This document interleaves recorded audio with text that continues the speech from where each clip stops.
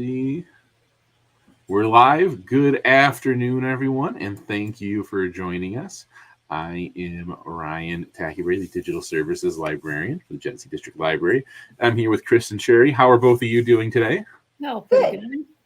We're short one person, but that's okay. I think we have lots of books to talk about anyway, of what you two have been reading recently. I also want to talk about really quick that if you don't know already, the Summer Reading Challenge started over the weekend, and you can sign up for that. And you can do so at thegdl.beanstack.org. And you can sign up any age, 0 to 120. We cut it off at 120, I guess. That if you are older than that, let me know. We'll find a way to get you into the reading challenge still. And you can log your reading and win lots of great prizes. There's a ton of great stuff you can win the drawings, and gift cards is I think it's always popular. Our prizes for adults, lots of great stuff. So if you, however old you are, whatever you're doing this summer, if you want to read a little, encourage yourself to read and win some prizes for doing so. I encourage you to sign up. It's a lot of fun. So we'll go ahead and get started with our book so far. Chris, do you want to start us off first? Sure. I'm going to talk about Horse by Geraldine Brooks. This book has 3 threads that are pulled together with one strand. We have the history of the greatest racehorse in American history. Originally, well, let me talk about the 3 strands first. So the greatest racehorse in American history. And then we have the story of artists from the Civil War era. And then there is the story of a skeleton found in a museum during contemporary times. So the author does a really good job of weaving these stories together. The story on the racehorse is the real life thoroughbred called Lexington. He was born and raised in Lexington, Kentucky. That's his name, and this was during the mid 1800s. So there's a lot of detail about horse racing and how the business was run in the mid 1800s, and that a lot of their grooms and jockeys were slaves. So there's a whole element and piece about slavery in this book. Brooks's research for this book is phenomenal. I was about halfway through it, and I said to my husband, I'm like, I'm not sure I'm awed by this research or I'm put off by this research. So that was about midway. By the time I got to the end, I decided that I thought that it was phenomenal research. She really putting these 3 stories together in a very entertaining and interesting way. My favorite strand in my favorite thread was the story about Lexington and his enslaved groom, Jarrett. My least favorite was probably the contemporary piece because of course she had to throw in romance, and sometimes I'm like, you don't have to throw in romance, but she did. So I really appreciated how she brought history, art, and science together into a very entertaining and engaging book. So it's a 5-star book for me that I highly recommend to people for its blended historical and contemporary stories. I have a few questions for you. First, as you mentioned, it's a 5-star book. I think we talked maybe earlier this year. Do you have any other 5-star books from earlier this year? Oh boy, I feel like I've been just a fussy fuddy-duddy this year, and I remember you mentioning that before, so that's what it kind of made me think about. I don't have too many 5-star stories to rave about. Actually, I'm quickly jumping through my Goodreads, and I saw one for a picture book. And I gave one to a 5-star to the Inheritance Games, which I didn't talk about in What Are We Reading, because I think Sherry or Nancy have already talked about that one. That's a teen fiction title. The rest of them are picture books. Okay, so let's give you a 5-star adult fiction book. That's great. Yes. I know that you have, some interest in horse racing or some connection there. Do you think that kind of enhanced your reading of the story? And do you think the novel would be approachable for those who don't have any like knowledge or experience of horse racing That's a really good or any question. interest, prior So interest? right. I didn't plan to read this book, but it was on my list for the book club that meets here on the second Wednesday of the month. So that's how I got to read the book. But I did enjoy the part about the horse racing because of my personal interest in it. And I think that there's enough history and art and science that if anybody likes any bit of that, that the horse racing piece of it will just be another part. Do you know what I mean? Like, Yeah, if you like, I don't necessarily love tons of art, but I really enjoyed the book. So, that makes sense. All right, awesome. Thank you. Sherry, what do you want to talk about first? The first one I want to talk about is Can't We Be Friends by Denny Bryce and Eliza Knight. It's historical fiction, and it's one that I wasn't familiar with. It's about the friendship between Ella Fitzgerald and Marilyn Monroe. So when Marilyn Monroe has an upcoming part in a movie where she's required to sing, she writes a letter to Ella Fitzgerald trying to convince her to be her mentor. Ella doesn't respond at first. She's extremely busy. She doesn't feel like she would be a good teacher. But over time, the two women begin a correspondence, and then they eventually meet in person. Because of their busy schedules, it's not often, but when they're both in the same place, they get together. And despite their differences, they come to treasure a friendship that many, even in their inner circles, knew nothing about. They wouldn't seem to have much in common at first, but they both have had troubles with men, with sexism, and Ella Fitzgerald, of course, with bigotry. And a lot of times they can't even be in the same place because of the 1950s segregation. Like I said, I knew nothing about this friendship, but the authors have clearly done a lot of research, and this was like kind of peeking into the 1950s. And it really made me feel a lot of empathy for both of them. It really focuses on their stories and their troubles without being sensational about it. So I think this is just a good read if you're looking for a good historical fiction. Oops. Here we go. There we go. Is there anything one thing that stands out to you that you learned that you didn't know before reading the novel? I didn't know a lot about Ella Fitzgerald. I mean, obviously, I knew she was a singer, but I didn't know anything about her personal life. So a lot of the things that she did in her personal life were kind of surprising. Okay. That's great. Thank you, Sherry. All right, Chris, what's next? So gosh, I just realized I picked another kind of pre-Civil War title, not on purpose, but this is All We Were Promised by Ashton Lattimore. And this story takes place in pre-Civil War Philadelphia. It features a rebel, a socialite, and a fugitive. It covers friendship, deception, and the volatile environment between abolitionists and slavers.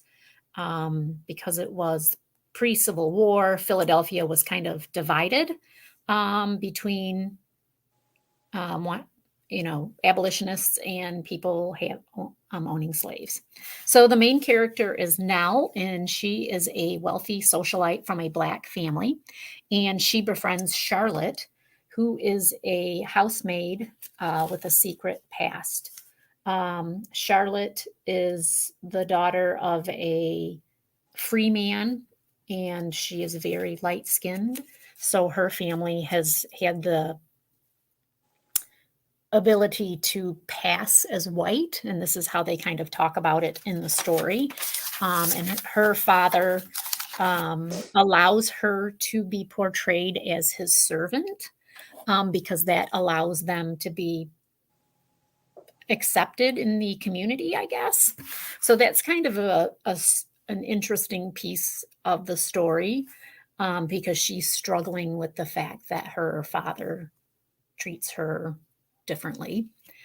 So anyway, these two women, they befriend Evie. And even though Evie and Charlotte have their own secret, the two young women plot to help Evie escape from slavery. So there's a lot going on in this book.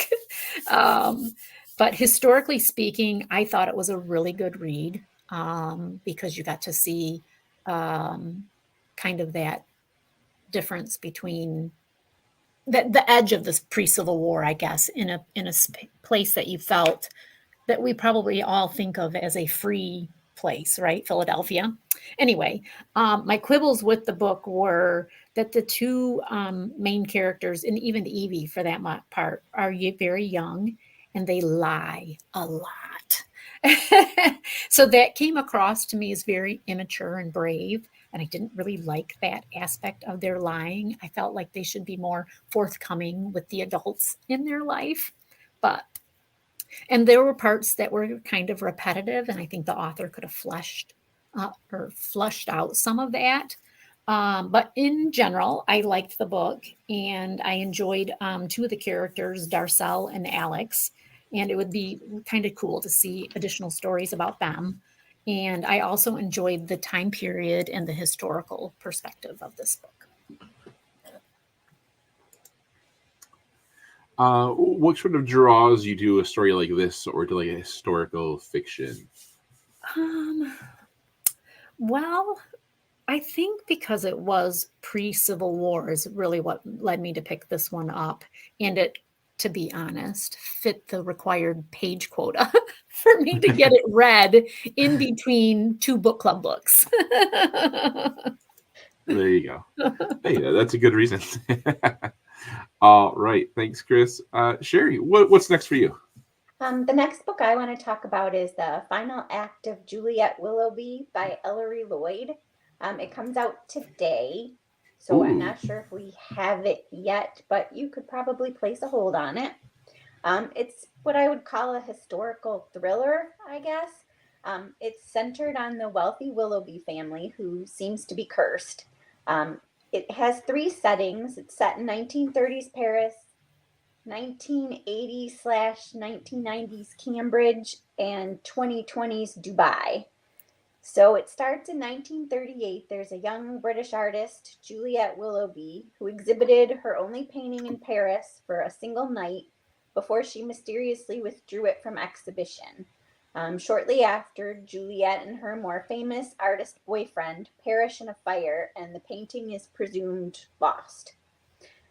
In the 1980s, Caroline, who's a student at Cambridge, decides to write her thesis on sphinxes in art, including Juliet Willoughby's lost painting. She and her boyfriend come across some proof that the fire was no accident, and what they uncover threatens Juliet's very wealthy family. But what does this mean, and how is it connected to a brutal murder in present-day Dubai? The three different timelines sound like they'd be confusing, but the authors, I felt, executed it perfectly. I wasn't confused at any point about the different timelines. I really liked that at its heart it was the story of a woman artist fighting to leave her mark on the world. There's a few side stories about some disappearances in the Willoughby family that weren't really necessary to the storyline, but they did make it a little more interesting. So overall, I thought this was a great read.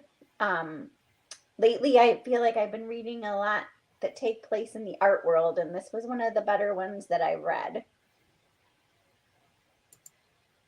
I like the three different times. You feel like that added kind of a lot to the thriller nature of the story? I did.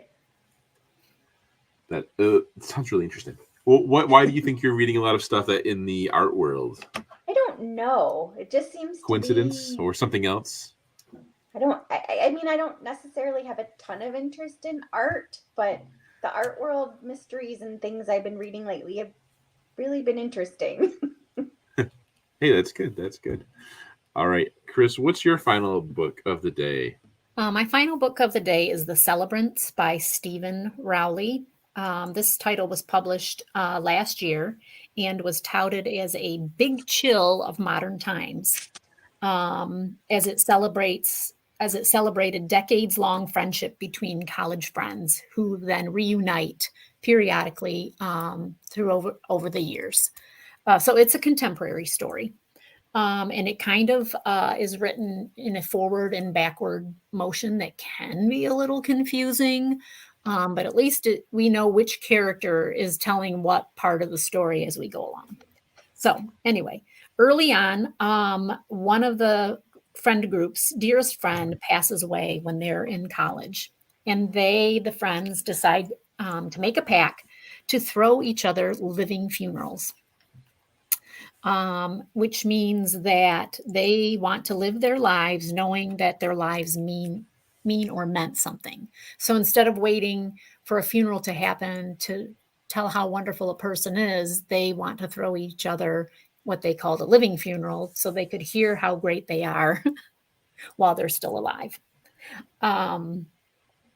So for me, I didn't really know that was what the story was about when I picked it up to read it. And I was in the midst of planning a funeral of my own. So reading about living funerals while planning a funeral was a kind of a strange place to be in. But here we are. So as I mentioned, it's told in the differing viewpoints spanning multiple decades. So we learn each friend's story as their living funerals are presented in like why they felt the need to have a living funeral at the times that they chose. It's a pretty quick read, and I would recommend it for people who are familiar with the film The Big Chill. I think if you like that book or that film, you will like this book. I also think if you've read Rowley's other books, you probably will like this one as well. If you like his stuff, I'm also reading Guncle right now, and so I can see that if you liked one, you probably would like the other. I did write down a couple quotes out of this book. One was from the character Muriel. She said, "Sometimes you develop new interests as you get older, and it's okay if your passions change." And the other one came from one of the friends named Craig, and he said, "But we are still capable of amazing things, and we are not so old that past versions of ourselves are long gone. There is still fire in us."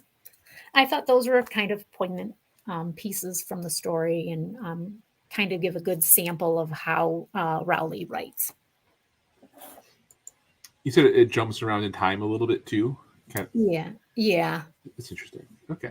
Yeah, because like, yeah, I don't. Even thinking back on that, I don't. There's no rhyme or reason to the way that it jumps around. Sure. Are you gonna plan a living funeral now? Heck no. It's funny because my group that we read this for, that was one of our questions, and a bunch of them said, yeah, they wanted a living funeral, and I was like, absolutely not. All right, thanks, Chris. All right, Sherry, what is your last book? I'm really excited about this one. I'm the most excited about this one. Okay, Cemetery of Untold Stories by Julia Alvarez. It's probably the weirdest one that I've ever talked about, and I don't mean weird in a bad way. So renowned Latin American novelist Alma Cruz decides to relocate to the Dominican Republic after retiring. Her family is originally from there, and she inherited a piece of land from her father and decides to turn it into a cemetery for her unfinished works. A colleague had previously gone insane over an unfinished work, and Alma doesn't want the same thing to happen to her. So she figures she will burn her unfinished manuscripts and then bury the pieces under headstones.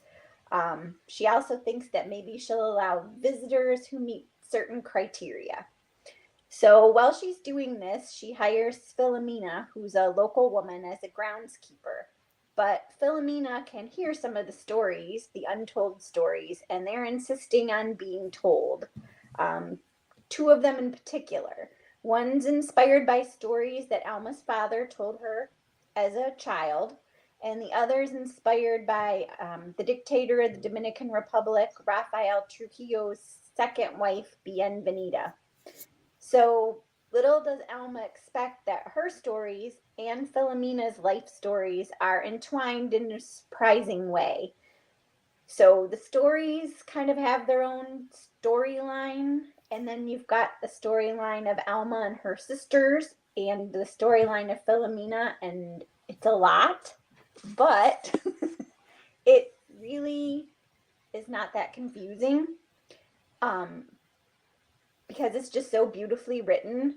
It's really unique. Dominican history is not often featured in stories, and I love that this little look into a country that I don't know enough about.